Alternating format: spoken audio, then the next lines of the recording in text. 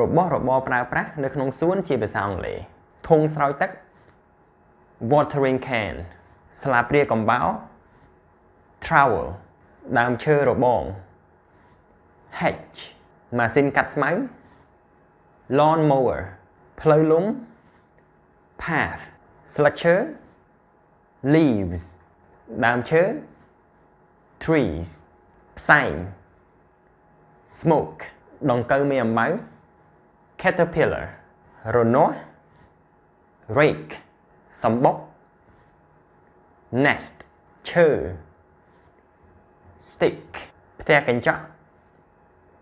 greenhouse បំពង់ទុយោ hose pipe ភ្នក់ភ្លើង bonfire បន្លែ vegetable ស្មៅ grass ចបកាប់ hoe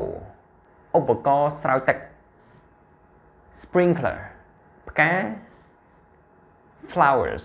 ដង្កូវ worm រោង shed គ្រាប់ពូជ seeds ធុងសំរាម